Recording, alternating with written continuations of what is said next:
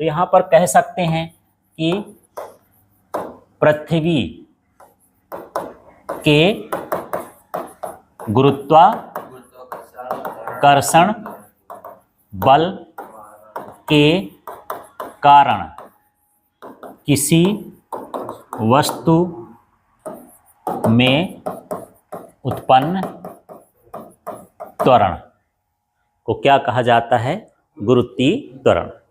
ठीक है, त्वरण हम भी उत्पन्न कर सकते हैं। इस पेन को ऐसे मैं फेंकूंगा तो पेन में जो धक्का मारा है ना, ये साइकिल आप चलाते हो तो पैडल मारते हो, क्या उत्पन्न करते हो? त्वरण। तो आप बल लगाते हो। अब आप ना लगाओ, कौन लगाए? पृथ्वी। आप साइकिल छोड़ दो चलाने के बाद, धीरे धीरे उसका वेग क्या होता है? कम। कौन रोकता है? पृथ्वी या घर्षण बल वगैरह सारा काम करता है ना, वो त्वरण उत्पन्न करता है। तो ये क्या कहलाएगा? गुरुत्वीय त्वरण।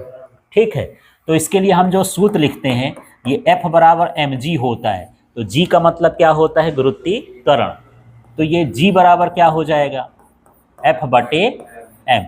ये इसका सूत्र हो गया गुरुत्वीय त्वरण का, जहां पर F क्या कहलाएगा? गुरुत्वाकर्षण बल कहलाएगा। जहां g का मतलब क्या है? गुरुत्वीय त्वरण। F का मतलब क्या है? गुरुत्वाकर्षण बल। m का मतलब क्या है? पिंड का द्रव्यमान। ठीक है, तो यार यही त्वरण क्यों उत्पन्न करती है? जैसे अभी हम देखें, गुरुत्वाकर्षण ये कहता है कि दो पिंडों के बीच लगने वाले बल को क्या बोलते हैं? गुरुत्वाकर्षण। इस पेन को पृथ्वी खींच रही है ना, और पेन किसको खींच रही है? पृथ्वी को। तो जब ये पृथ्वी को खींच रही तो आके पृथ्वी को इसमें चिपकना चाहिए, यही कहे नीचे चली जाती। दोनों एक दूसरे को खींच रहे हैं ना।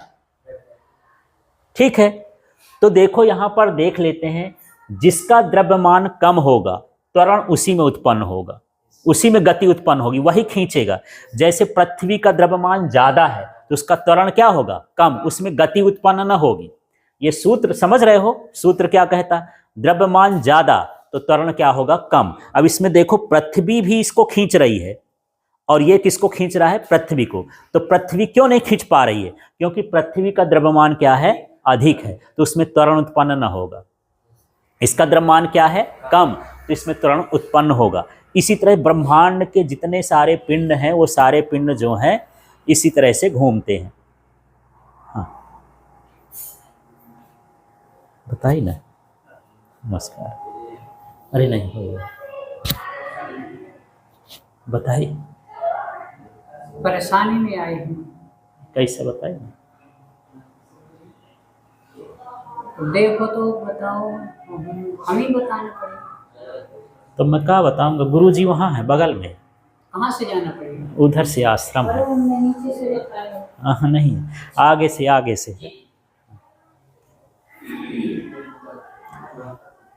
हाँ जी, चलो। तो यहाँ देखते हैं कि जिस वस्तु का द्रव्यमान क्या होगा? कम होगा, त्वरण उसमें ही क्या होगा? उत्पन्न होगा। ठीक है, तो ब्रह्मांड में जितने भी पिंड हैं वो एक दूसरे का चक्कर लगाते हैं, और किस बल के कारण लगाते हैं? गुरुत्वाकर्षण बल के कारण। जैसे पृथ्वी है और चंद्रमा है, पृथ्वी का चक्कर कौन लगाता है? चंद्रमा की पृथ्वी। क्यों लगाती है यार? क्योंकि हाँ, त्वरण किसमें उत्पन्न होगा? चंद्रमा में, क्योंकि उसका द्रव्यमान कम है, इसलिए वो चक्कर लगाती है, घूमती है। यदि पृथ्वी छोटी होती, द्रव्यमान कम होता, तो पृथ्वी चक्कर लगाती। ठीक, अब सूर्य का चक्कर ग्रह क्यों लगाते हैं? कि हाँ, सूर्य का द्रव्यमान ज्यादा है और ग्रह का द्रव्यमान क्या है? कम है, तो त्वरण किसमें उत्पन्न होगा? गति किसमें उत्पन्न होगी? छोटे पिंडों में।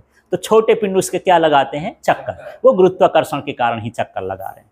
इस ब्रह्मांड में गुरुत्वाकर्षण ही है जो सबको चक्कर लगवा रहा है, घुमा रहा है, सबको चक्कर लगवा रहा है। ठीक है, तो कोई चीज किसी पिंड के सहारे इसीलिए घूमती है कि जो बड़ा पिंड होता है और एक छोटा पिंड होता है, तो बड़े पिंड में त्वरण उत्पन्न नहीं होता या कम होता है, और छोटे पिंड में त्वरण ज्यादा उत्पन्न होता है ना। तो इसीलिए जो है ग्रह, उपग्रह, ये सारे एक दूसरे के क्या लगाते हैं? चक्कर लगाते हैं। तो जैसे मान के चलो, पृथ्वी भारी है, इसका द्रव्यमान अधिक है, चंद्रमा का द्रव्यमान कम है, तो चंद्रमा इसका चक्कर लगाएगी। सूर्य है, उसका द्रव्यमान अधिक है, पृथ्वी का द्रव्यमान कम है तो पृथ्वी उसका चक्कर लगाएगी। सूर्य है और आकाश गंगा है तो आकाश गंगा का द्रव्यमान और ज्यादा होता है तो सूर्य जो है किसका चक्कर लगाएगा, आकाश गंगा का चक्कर लगाएगा। ठीक है, पूरा ब्रह्मांड है, अब पूरे ब्रह्मांड का द्रव्यमान अधिक है, ब्रह्मांड का चक्कर कौन लगाएगी, आकाश गंगा। इस दुनिया में कुछ स्थिर नहीं है, सब चलायमान है, सब चल रहा है, तुम भी चल रहे हो। चंद्रमा में जाके देखोगे तो पृथ्वी घूम रही है, माने तुम भी चल रहे हो। अब यहाँ बैठे हो इसलिए पता नहीं चल रहा कि हम चल रहे हैं कि नहीं चल रही। ये समझो ट्रेन के डब्बे में बैठे बैठे हम खा रहे हैं, पर ट्रेन तो चल रही है ना, हम पृथ्वी तो चल ही रही है। ऐसा है, बाहर कोई खड़ा होगा तो हमको चलता दिखाई देगा, हम भीतर बैठे तो हमको ना दिखाई देगा, बस इतना फर्क है यार। ठीक है, हाँ जी, इसका टॉपिक कंप्लीट करते हैं। तो क्लियर हुआ इतना। अब इसका मात्रक बताओ यार। ठीक, हाँ, न्यूटन प्रति किलोग्राम भी हो सकता है, लेकिन गुरुत्वीय त्वरण का जो मान होता है वो मीटर प्रति सेकेंड स्क्वायर भी होता है, या इस हिसाब से कह रहे हैं तो न्यूटन प्रति किलोग्राम भी हो गया। दोनों निकाल के देखते हैं। वैसे बल का सूत्र तो ma होता है ना, तो m का मतलब kg, a का मतलब क्या हो, मीटर प्रति सेकेंड स्क्वायर, और बटे में m है तो इसका भी क्या हुआ, kg, kg कटा, क्या आ गया, मीटर पर सेकेंड स्क्वायर। ऐसे भी निकाल सकते हो मात्रक। ठीक है, तो इसका इस सूत्र से निकालोगे तो न्यूटन प्रति केजी, और इसका एसआई पूछेंगे, एसआई मात्रक को, तो क्या हो जाएगा, मीटर प्रति सेकेंड स्क्वायर। क्लियर हुआ। मान लो कहीं जोड़ी ओड़ी मिलाने के लिए दे दिया कि मान लो आप यहाँ गुरुत्वीय त्वरण लिख दिया, एक साइड मात्रक लिखा, अब ये वाला मात्रक मिलते नहीं है कि भैया, तो लोग सोचोगे कि पेपर गलत छाप दिया है ना। तब आपको ये देखना है कि ये भी होता है, ये कहीं लिखा होगा। ठीक, अब ये जो है इसका विमी सूत्र निकालते हैं यार, इसी से निकाल लेंगे। तो मीटर के लिए क्या लिखेंगे, L, और समय के लिए क्या लिखेंगे, T बटे में 2 है। इसको करोगे तो क्या हो जाएगा, LT - 2। जो त्वरण का होता है वही गुरुत्वीय त्वरण का होता है। ठीक है, ये भी कैसी राशि है, ये सदिश राशि है, इसकी दिशा होती है पृथ्वी के केंद्र की ओर है। सारा कुछ कहाँ खींचेगा, पृथ्वी के केंद्र की ओर, है ना, खींचा रहता है।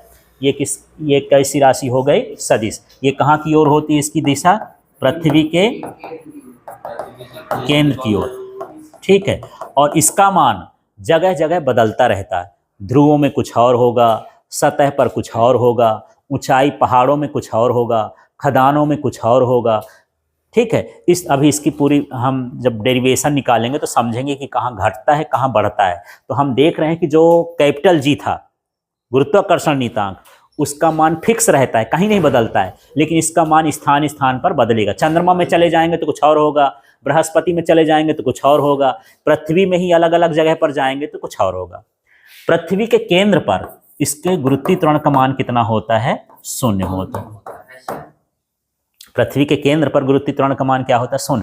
केंद्र पर चले जाएंगे तो उसका द्रव्यमान कहाँ बचेगा भाई, गुरुत्वीय त्वरण किसके कारण उत्पन्न होता है, द्रव्यमान के कारण। तो जब हम घुसते गए तो बीच में चले गए तो द्रव्यमान तो सब बाहर हो गया, हम भर बचे हैं, है ना। तो गुरुत्वीय त्वरण का मान वहां क्या हो जाएगा, 0 हो जाएगा। कोई खींचने वाला नहीं, खींचता इसलिए है क्योंकि गुरुत्वाकर्षण बल लगता है। जब हम सेंटर में चले गए, बीच में घुस जाए तो उसका द्रव्यमान खाली एक तरह